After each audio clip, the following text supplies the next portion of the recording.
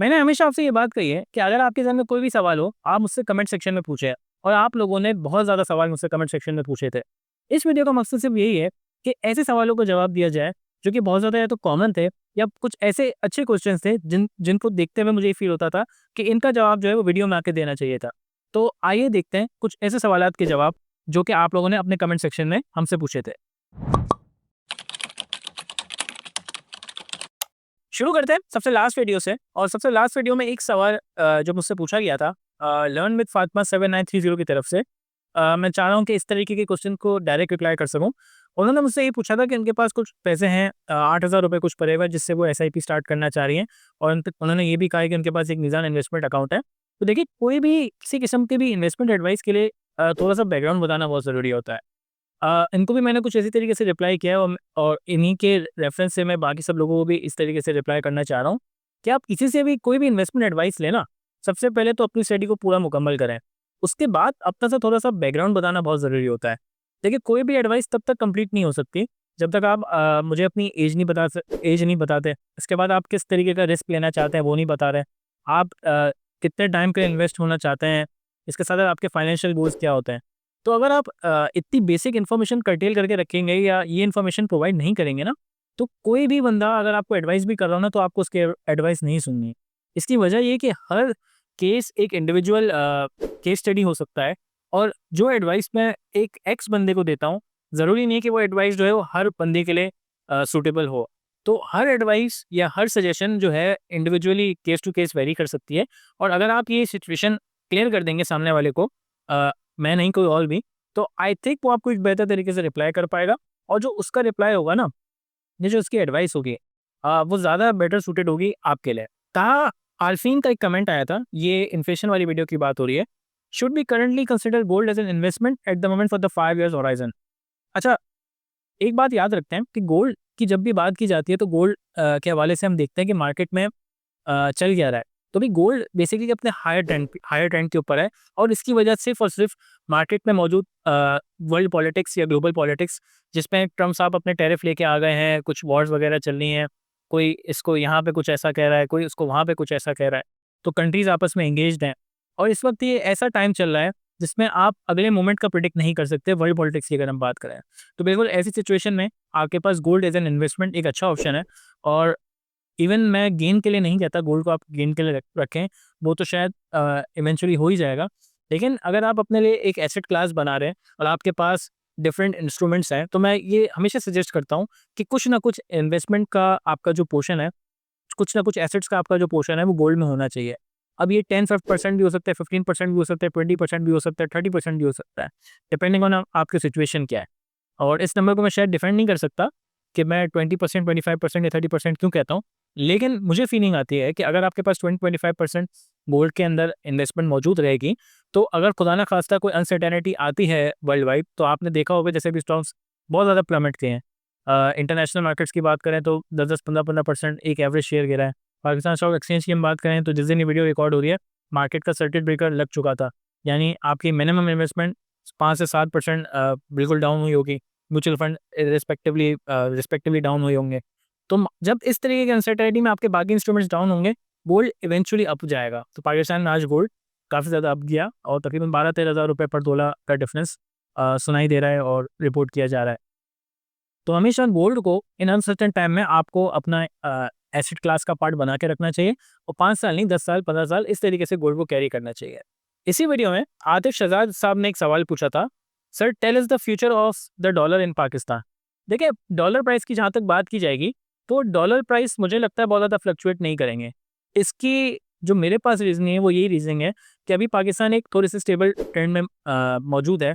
और अभी हमारे एक्सपोर्ट्स और इम्पोर्ट्स इन तरीके के जो मामलात हैं या ट्रेड डेफिसिट्स की बात करें, तो अभी ये इन चेक है।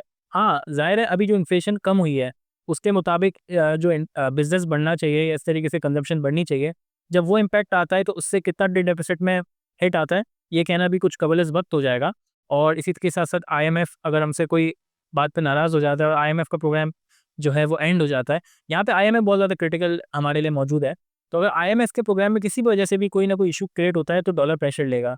इसके साथ-साथ जो इंटरनेशनल टैरिफ्स की बात की जा रही है, आई डोंट थिंक पाकिस्तान के हवाले से शायद कोई इतना बड़ा डिफरेंस आएगा। क्योंकि अभी तक क्लियर पिक्चर हमारे सामने आई नहीं है और अभी तक मामला ग्लोबल स्केल पे भी क्लियर नहीं हुए। तो अगर कोई चीज़ पिक्चर क्लियर होती है तो हम देखते हैं कि इससे कितना नुकसान होता है। लेकिन हम अगर अपने एक्सपोर्ट्स की बात करें तो हमारी जो यूएस एक्सपोर्ट्स हैं वो डेफिनेटली हैम्पर होंगी। वर्ल्ड वाइड इन्फ्लेशन बढ़ेगी तो कुछ ना कुछ एक्सपोर्ट्स में डिफरेंस आएगा। तो कुछ ना कुछ डॉलर की प्राइस के बढ़ने के चांसेस तो हैं। लेकिन जो 2022 में हमने देखा कि डॉलर 150 से 330 पे चला गया, मुझे नहीं लगता इस तरीके का गेन, अगर कोई उस तरीके का गेन चाह रहा है तो इस तरीके का गेन आपको नजर आए। 3% 5% का गेन इसी तरीके से मैं तो स्टेबल आउटलुक ही देखता हूँ। लेकिन अगर बहुत ज़्यादा गेन आ भी जाता है डॉलर प्राइस में तो 3% से 5% यानी तकरीबन 8 से रुपये से लेके 12 रुपये तक का अगर कोई गेन आ भी गया तो उससे ज़्यादा मैं गेन की उम्मीद नहीं रखता और आना भी नहीं चाहिए, क्योंकि हमारे फंडामेंटल थोड़े से इस वक्त बेहतर है बनस्बत अगर हम 2022 या 2023 के अर्ली पार्ट की बात करें तो। इसी के साथ साथ एक बहुत इंपॉर्टेंट कमेंट है मेरे हिसाब से, जो कि टेकी गाय ने इमरजेंसी फंड्स वाली वीडियो में हमें कमेंट किया था, जिसमें उनका ये कहना था कि mutual fund stocks everything is not हलाल। देखिए, मैं इनके इस पॉइंट से बिल्कुल एग्री करता हूँ कि हर म्यूचुअल फंड हलाल नहीं है, इसी तरीके से हर स्टॉक्स में इन्वेस्ट करना भी हलाल नहीं है। तो अगर हम किसी भी तरीके की इन्वेस्टमेंट कर रहे हैं तो हमें ये इंश्योर करना ज़रूरी है कि हम जहाँ इन्वेस्टमेंट कर रहे हैं वो जो हमारे बिहाफ पे जो इन्वेस्टमेंट करेगी वो सही जगह करेगी कि नहीं करेगी। अब इसका सीधा-साधा आसान हल जो मेरे नज़दीक है वो ये है कि अगर आप एक इस्लामिक बैंक की तरफ से इन्वेस्टमेंट करेंगे, जो कि मुझे लगता है और शरिया बोर्ड वगैरह भी रिकमेंड करते हैं, और इसके ऊपर मैं शायद एक वीडियो बनाऊँ इस्लामिक फाइनेंस के ऊपर, तो वो ऑटोमेटिकली आपकी जो है वो हलाल जगह पे या जायज़ जगह पे लगेगी। तो उससे जो आपको रिटर्न्स हासिल होंगे वो बिल्कुल जायज़ होंगे। वंस अगेन ये एक सब्जेक्टिव टॉपिक है और उसके ऊपर एक डिटेल वीडियो बनाना का मेरा एक इरादा भी है, तो उसके ऊपर मैं एक कंप्लीट डिटेल वीडियो बनाऊँगा, शायद मैं बेहतर तरीके से भी जवाब दे सकूँ। इसके अलावा कुछ ऐसे स्टॉक्स होते हैं जो कि हमें डेफ़िनेटली पता है कि सही नहीं है इनके अंदर इन्वेस्ट करना। अब चाहे वो टोबैको इंडस्ट्री से बिलॉन्ग करते हो या ऐसी इंडस्ट्री से बिलॉन्ग करते हो जो कि हलाल नहीं है, इटसेल्फ हलाल नहीं है, तो डायरेक्टली स्ट्रेट अवे पता चल जाता है। फिर कुछ ऐसे बैंक्स वगैरह होते हैं, इंश्योरेंस कंपनीज़ होती हैं जिनको जो हमारा शरिया बोर्ड है वो उसको हलाल नहीं कहता, तो आप उनमें भी इन्वेस्टमेंट ना करें। Once again it is totally up to you. बिल्कुल इनका कहना सही है। आपने जब भी इन्वेस्टमेंट करनी है, एक पर्सनल एडवाइस भी है, तो आप उन इंस्ट्रूमेंट्स में इन्वेस्ट करें, उन शेयर्स में इन्वेस्ट करें जो कि एटलीस्ट शरिया बोर्ड हलाल कहती है। तो उनमें आपको आप देखेंगे भी कि उनके जो रिटर्न्स हैं वो कंपैरेटिवली कन्वेंशनल बैंक से या कन्वेंशनल जो शेयर्स हैं उनसे थोड़े बहुत ज़्यादा भी रहें, और अगर नहीं भी रहें तो वो काफ़ी सेफ बेट मेरे नज़दीक तो है। इसके अलावा आप अपना ओपिनियन भी रख सकते हैं। इसके अलावा एक हमने गोल्ड वर्सेस म्यूचुअल फंड की एक वीडियो बनाई थी, उसके अंदर मोहम्मद अरसलान का एक कमेंट आया था। उनमें वो पूछना ये चाह रहे हैं कि वो गोल्ड परचेज़ कर सकते हैं या नहीं कर सकते, क्योंकि गोल्ड के रेट काफ़ी ज़्यादा हाई पर हैं और उन्हें ये समझ नहीं आ रहा कि वो म्यूचुअल फंड में इन्वेस्ट करें या गोल्ड में इन्वेस्ट करें। तो मेरा उनको ये भी जवाब था कि आप दोनों में इन्वेस्ट करें, और जो मैंने अभी अपने कमेंट में पहले भी कही थी कि आप गोल्ड को स्पेसिफिकली गेन्स के लिए ना रखें, आप गोल्ड को इसलिए रखें कि आपके पास अगर ₹100 है मार्केट में इन्वेस्ट करने के लिए, तो 15, 20, ₹25 आप उसको गोल्ड के अंदर कन्वर्ट करके रखें, और ये अनसर्टेन टाइम में आपको बचाएगा। और जितना गोल्ड बढ़ रहा है, मुझे फीलिंग आती है कि अगर इस तरीके के जो इंटरनेशनल पॉलिटिक्स है उसकी डायरेक्शन इसी तरीके से कंटिन्यू रही, तो आपको गोल्ड में मज़ीद अपसाइड देखने को मिल सकता है। ये बाकी सारी चीज़ें एक डिक्लाइनिंग ट्रेंड में है, गोल्ड इस वक्त एक अप ट्रेंड में या बुलिश ट्रेंड में है। तो गोल्ड को रखने का मकसद कैपिटल गेन तो बाद में है, सबसे पहले तो अपनी इन्वेस्टमेंट अमाउंट को बचाना है। और मैं ये समझता हूँ कि 15, 20, ₹25 यानी 15, 20, 25% अमाउंट अगर आपकी गोल्ड में है, तो ये आपके लिए सेफ बेट है। इसके अलावा उन्होंने एक और का सवाल उसी के अंदर ये पूछा था कि अगर हम ये कमेंट है इनका, हाँ, अगर हम 70% जो है वो किस म्यूचुअल फंड में रखें, तो देखें इसके लिए भी वंस अगेन मैं यही बात कहता हूँ कि अगर आप म्यूचुअल फंड में इन्वेस्ट कर रहे हैं तो इट्स अ रिस्की मैनूवर। तो आप मुझे कंप्लीट अपनी डिटेल बताएं, मैं अपना जो कॉन्टैक्ट ईमेल है यहाँ पर शो करवा देता हूँ वीडियो में। तो आप जब अपने करंट सिनेरियो मुझे समझा रहे होंगे तो उसमें आपकी एज मुझे रिक्वायर्ड है, आपका रिस्क एपेटाइट मुझे रिक्वायर्ड है, इसके साथ-साथ आप कितने टेन्योर के लिए इन्वेस्टमेंट करना चाहते हैं, आपके फाइनेंशियल गोल्स क्या हैं, इसके साथ-साथ आपके पास जो अमाउंट है उसमें आप एसआईपी कर सकते हैं, नहीं कर सकते। तो ये 4-5 मोटे-मोटे सवाल हैं। आप मुझसे जब कॉन्टैक्ट करेंगे तो उसमें अगर कोई कमी-पेशी होगी या कुछ एक्स्ट्रा सवाल होंगे, तो हम विया ईमेल एक-दूसरे से कम्युनिकेट कर लेंगे। इसके अलावा कोई और भी अपना इस तरीके के सवाल मुझसे पूछना चाह रहा है, तो ईमेल पे मुझसे कॉन्टैक्ट किया जा सकता है। इसी के साथ-साथ इसी वीडियो के ऊपर यानी gold versus mutual fund video पे एक कमेंट था या सजेशन था अबू बकर भाई की तरफ से, जिसमें वो ये सवाल पूछ रहे थे कि फैज़ान भाई, what about gold versus stock trading? Like I've seen people making profit in Mari shares. I'm very confused that if I should buy a physical gold or enter. The stock market is both around the peak value right now. Please guide with your precious knowledge.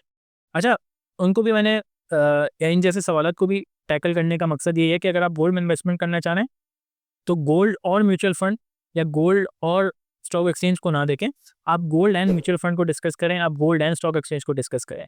अच्छा, एक और सवाल भी बहुत common है जो शायद इन्होंने भी आगे मुझसे डिस्कस किया था, वो ये था कि क्या स्टॉक एक्सचेंज में एसआईपी हो सकती है? तो उसका जवाब है बिल्कुल हाँ। आपने कोई ऐसा शेयर पिक करना है जिसमें आपको लगता है कि अभी 5 साल, 6 साल, 3 साल, 4 साल इस टाइम तक जो है कोई फंडामेंटल चेंज आ सकता है। और ऐसे बहुत सारे शेयर हैं, जैसे मैंने कमेंट में ईवी का भी कॉन्सेप्ट दिया था कि अगर हम पाकिस्तान की बात करें तो ईवी जो है पाकिस्तान में एक अपराइजिंग ट्रेंड में है। तो अगर आप आज के दिन कोई ईवी शेयर में या ऐसी कंपनी में इन्वेस्ट करते हैं जिसका ताल्लुक कोई ना कोई ईवी से जुड़ने वाला है या कोई किसी भी तरीके से ईवी कंपनी के प्रोडक्ट्स वगैरह से इनका कोई ताल्लुक है, तो ज़ाहिर है जब ईवी प्रॉपर्ली लॉन्च हो जाएगी पाकिस्तान में 4 साल, 5 साल, 6 साल, तो आप उसमें डेफिनेटली ग्रोथ देखेंगे। और आप ये चीज़ भी देखेंगे कि इस टाइप के जो शेयर्स हैं मार्केट में या इनके जो सिमिलर शेयर्स हैं, चाहे हम ऑटोमोबाइल सेक्टर्स की बात करें, ये कोई भी सस्ता आइटम नहीं है, सब 1000 के ऊपर के आइटम है। 1000, 1500, 2000 इस तरीके के आपको ये आइटम नज़र आएँगे। तो आपके पास ये एक अच्छी अपॉर्चुनिटी है कि आप ऐसे शेयर्स में इन्वेस्ट करें और 5-6 साल की ज़ाहिर है एसआईपी आप कर सकते हैं। उसमें करना ये है कि आप जैसे म्यूचुअल फंड में 15-20 हज़ार, 25 हज़ार की एसआईपी करते हैं, आपने सेम काम अपने स्टॉक के साथ भी करना है। आप हर मंथ के स्टार्ट में जैसे आपको सैलरी मिले या जिस तरीके से भी आप अपनी एसआईपी करते हैं, आपने सेम काम अपने स्टॉक के साथ भी करना है। आपने उस अमाउंट से वो स्टॉक को परचेज़ करना है। कभी स्टॉक ऊपर जाएगा, कभी स्टॉक नीचे जाएगा, आपकी एवरेज बढ़ती रहेगी, आपके नंबर ऑफ शेयर्स बढ़ते रहेंगे, जिससे आपकी एवरेज कंट्रोल में रहेगी। तो ये एक तरीका है एसआईपी करने का। इसी तरीके से गोल्ड वाली वीडियो में हमारे एक भाई का कमेंट आया है, इज़हार सैयद नाम है उनका, कि too much dragging the script it's time waste. और उनकी बात कुछ हद तक सही भी है। कभी-कभी क्या होता है, हम बातें करते-करते आगे निकल जाते हैं और कुछ पॉइंट्स हम डेफिनिटली रिपीट भी कर देते हैं। तो इसका मैं बिल्कुल ख़्याल रखूँगा और बिल्कुल पूरी-पूरी कोशिश करूँगा कि आपको प्रिसाइज़ नॉलेज कम से कम टाइम में दे सकूँ। और कोई ऐसा जो भी जिस तरीके से भी आप हमारी नॉलेज को कंज़्यूम करते हैं, हमारे कंटेंट को कंज़्यूम करते हैं, चाहे आप सुनते हों या वीडियो देखते हो, तो आपको कम से कम टाइम में ज़्यादा से ज़्यादा नॉलेज देने की मैं पूरी-पूरी कोशिश करूँ और आपका टाइम जो है वो वेस्ट ना हो, इसकी मैं पूरी-पूरी कोशिश करूँगा। इसके बाद जो सबसे ज़्यादा कमेंट्स हैं, वो why new investor lose money वाली वीडियो में है और उसमें काफ़ी ज़्यादा कमेंट है। इनमें से एक कमेंट ऐसा भी था, जिसमें हमारे एक भाई हैं, उमैर मुनव्वर। उमैर मुनव्वर हमसे पूछते हैं कि बैलेंस फंड में एसआईपी कैसी रहेगी? देखिए, बैलेंस फंड के अंदर एसआईपी करना एक अच्छी बात हो सकती है। बट मैं ये चाहूँगा कि मुझे थोड़ी-सी इसके पहले आपकी बेसिक नॉलेज पता हो, जब तक मैं दूसरे कमेंट्स के हवाले से भी बता चुका था। अगर आपके पास इमरजेंसी फंड है, मेरा एक मानना है कि अगर आपके पास एक इमरजेंसी फंड है और आप एक ऐसी सिचुएशन में हो कि आप रिस्क ले सकते हो, तो मैं चाहूँगा कि अगर आप म्यूचुअल फंड स्टार्ट भी कर रहे हैं, आई वुड रिकमेंड कि आप हाई रिस्क में जाएँ। अच्छा, हाई रिस्क मैं इसलिए कहता हूँ कि इसके जब हम लॉन्ग टर्म ग्रोथ की बात करें तो काफ़ी अच्छे रिटर्न्स हमें नज़र भी आते हैं। बट अगर आपने कोई जर्नी को स्टार्ट किया है, तो आप उसमें बैलेंस फंड में अपनी एसआईपी कर सकते हैं। अगर आपको फ़ील होता है कि आप इक्विटी मार्केट के लिए भी रेडी नहीं है, तो स्टार्टिंग पॉइंट के लिए बैलेंस फंड एक अच्छी एंट्री पॉइंट हो सकता है। इसके साथ-साथ कुछ ऐसे भी दोस्त यार हैं हमारे जो कि इक्विटी फंड को हाई रिस्क और low risk, high risk and medium risk यानी बैलेंस के अंदर बाँट के चल रहे होते हैं, शेयर कर रहे होते हैं अपने दोनों पोर्टफोलियो में। ये भी एक अच्छी अप्रोच हो सकती है। बट जस्ट बैलेंस फंड के अंदर एसआईपी करना, लॉन्ग टर्म के अंदर एसआईपी करना, तो मुझे वैल्यू नहीं नज़र आती, क्योंकि मेरा यही मानना है कि अगर एक लॉन्ग टर्म ग्रोथ के अंदर हमें हाई रिस्क भी एक अच्छा रिटर्न देता है और हमने देखा भी अपनी बहुत सारी वीडियोज़ के अंदर, तो बेहतर यही नहीं है कि हम हाई रिस्क के अंदर इन्वेस्ट करें अपने आप को और उससे ज़्यादा रिटर्न हासिल करें। वंस अगेन जो की फैक्टर है वो ये है कि हम एसआईपी कर रहे हैं और हम लॉन्ग टर्म के लिए एसआईपी कर रहे हैं और उसके साथ-साथ हमारा रिस्क एपेटाइट है। देखिए, अगर आपका रिस्क एपेटाइट नहीं है, तो ज़ाहिर है मैं आपको कभी भी इक्विटी मार्केट सजेस्ट नहीं कर सकता। तो अगर आप इक्विटी मार्केट के अंदर हैं और रिस्क लेने के आइल हैं, आप रिस्क ले सकते हैं, तो आप बिल्कुल इक्विटी मार्केट के अंदर आएँ। और फिर अगर आपको फ़ील होता है कि मैं थोड़ा बहुत रिस्क कम लेना चाह रहा हूँ, तो आप बैलेंस फंड के अंदर अपनी इन्वेस्टमेंट कर सकते हैं। तो ये कुछ कमेंट्स थे जो आपने हमें कमेंट सेक्शन में पूछे थे। इसके साथ-साथ कुछ ऐसी सजेशन भी थी जिन्होंने हमें अपना कंटेंट बेहतर बनाने में काफ़ी हेल्प किया और कुछ वीडियो सजेशन भी थे। तो हम बहुत एप्रिशिएट करते हैं कि आपने हमें कमेंट सेक्शन में इस तरीके के कमेंट्स किए थे और हम बिल्कुल प्रेफ़र करते हैं कि आप कमेंट सेक्शन में अपना जो रोल है या आपका जो कंट्रीब्यूशन है, इसी तरीके से बरकरार रखें। अगर आपको कोई भी सवाल पूछना है, आप कमेंट सेक्शन में पूछ सकते हैं। इसी के साथ-साथ मैं अपना कॉन्टैक्ट ईमेल भी शेयर कर देता हूँ, तो अगर आप मुझसे कॉन्टैक्ट करना चाहते हैं, तो ईमेल पे भी कॉन्टैक्ट कर सकते हैं।